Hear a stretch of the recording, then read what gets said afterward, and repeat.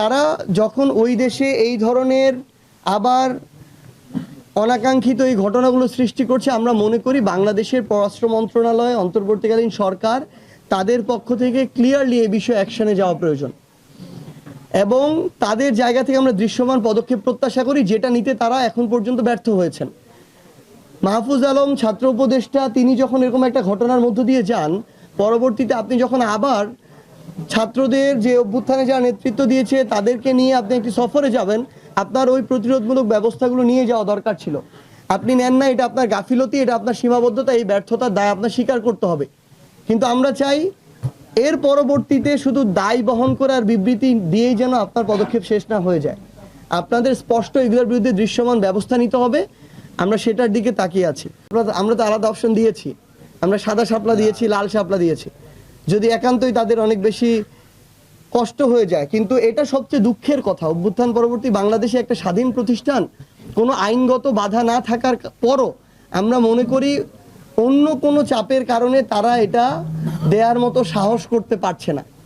এটা তাদের জায়গা থেকে আমরা মনে করি যে তাদের এটা একটা বড় ব্যর্থতা যে এইটুকু সাহস তারা দেখাতে পারছে না ওই জায়গায়।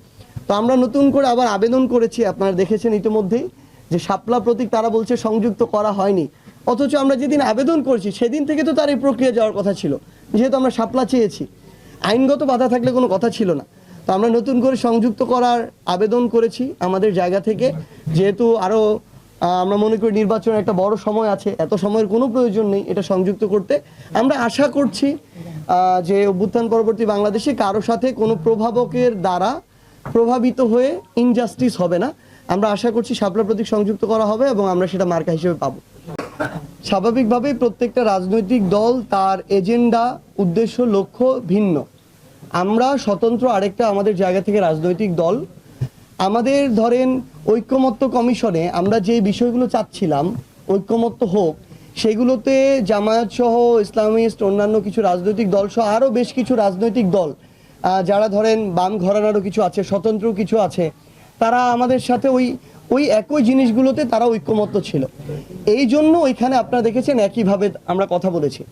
কিন্তু সর্বশেষ আপনারা দেখেছেন যে জামায়াতের কেন্দ্র করে বা ইসলামী আন্দোলন বাংলাদেশ সহ যে কয়েকটি ইসলামিস্ট রাজনৈতিক দল একসাথে একটা মুভমেন্টে গিয়েছেন রাজপথে। সেখানে একটা গুরুত্বপূর্ণ দাবি ছিল উভয় কক্ষে পিআর। তো আমরা তো এনসিপি আমাদের পক্ষ থেকে স্পষ্ট করে বলেছি আমরা উচ্চ কক্ষে পিআরের পক্ষে, আমরা নিম্ন কক্ষে পিআরের পক্ষে নই। তো এত একটা গুরুত্বপূর্ণ দাবিতে যেহেতু আমার দ্বিমত রয়েছে, তাহলে তো আমরা ওই একই দাবিতে রাজপথে যেতে পারি না। কিন্তু আমরা মনে করি যে আগামীতেও যদি এরকম কোনো গুরুত্বপূর্ণ দাবি যেটা জনগণের আকাঙ্ক্ষার সাথে সম্পৃক্ত, দেশের আকাঙ্ক্ষার সাথে সম্পৃক্ত, এটাতে যদি অন্য কোন দল, ইভেন এমন হতে পারে যে ক্ষেত্রে আমাদের সাথে বিএনপির সাথে ঐক্যমত্য আছে, সো ওই ক্ষেত্রে এটা দাবির প্রেক্ষিতে নির্ধারণ করবে যে আমরা কাদের সাথে একসাথে আমাদের আন্দোলনটা চালিয়ে যাব। ফেব্রুয়ারির 15 তারিখের মধ্যে যে নির্বাচনের কথা বলা হচ্ছে, আমাদের দেখেন নির্বাচনকালীন যে সময় ফেব্রুয়ারি, জানুয়ারি, এটা নিয়ে কিন্তু আমরা আমাদের জায়গা থেকে বিরোধিতা জানাইনি, কিন্তু আমরা আমাদের জায়গা থেকে জনগণের প্রত্যাশাটা তুলে ধরেছি। আমরা বলেছি যে মৌলিক সংস্কারগুলো যদি না হয়, জুলাই সনদের আইনগত একটা শক্ত ভিত্তির উপরে এই জুলাই সনদের ভিত্তিতে যদি নির্বাচন না হয়, এবং আমরা যে সংস্কারগুলোর কথা বলছি এগুলো সংস্কারগুলো সাস্টেইনেবল হওয়ার জন্য, আইনগত ভিত্তি শক্ত হওয়ার জন্য যে গণপরিষদের নির্বাচন, একই সাথে নির্বাচন উইথ গণপরিষদ, এই গণপরিষদ নির্বাচনটা যদি না হয়, এত বড় যে একটা গণহত্যা হলো, এটার যদি আমরা ন্যূনতম বিচারিক প্রক্রিয়ার দৃশ্যমান রায় আমরা না দেখতে পাই, তাহলে আপনি যেই সময়সীমায় বলেন না কেন, সেই সময়সীমা এটা জনগণের আকাঙ্ক্ষার সাথে প্রতারণা। আমরা আমাদের জায়গা থেকে এটা মনে করি। তাই আমাদের জায়গা থেকে স্পষ্ট যে বার্তা, যে এটাই বাস্তবতা যে সকল যে বিচারিক প্রক্রিয়া এগুলোর রায় ফেব্রুয়ারির মধ্যে হবে না বা হওয়া সম্ভব না।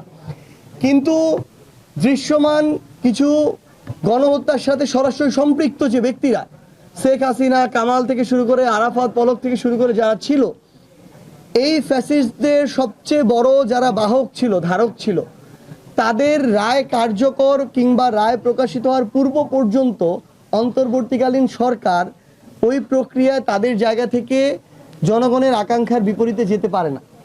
সো নির্বাচনের ফ্রেম নিয়ে আমাদের সমস্যা নেই, ফেব্রুয়ারি 15 তারিখের মধ্যে হলেও সমস্যা নেই, কিন্তু আমরা যেটি বলছি এই বিষয়গুলোর মধ্য দিয়ে ওই জায়গায় যেতে হবে। 24, 18, 14 নির্বাচনে যারা অংশগ্রহণ করে সুবিধা ভোগ করেছেন, আমরা আমাদের জায়গা থেকে এটা মনে করি যারা ওই জায়গায় পুরো সময়টি থেকে সকল সুযোগ সুবিধা নিয়ে আওয়ামী লীগকে সরকারি দলের বৈধতা দিয়েছেন, তাদের আগামী নির্বাচনে অংশগ্রহণ করার কোনো অধিকার নেই। সো এখানে আমাদের অবস্থান স্পষ্ট।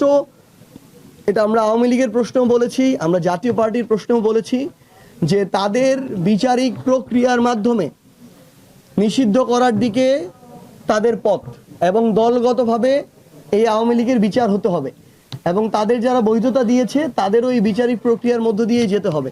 সো এই ক্ষেত্রে ডামি বলেন আর অ্যাকচুয়াল বলেন, যারা এই নির্বাচনগুলোতে অংশগ্রহণ করে এমপি হয়ে ফ্যাসিস্ট কাঠামো তৈরিতে সহযোগিতা করেছে এবং সকল সুযোগ সুবিধা নিয়েছে, তারা আগামী নির্বাচনে কোনোভাবে অংশগ্রহণ করতে পারবেন।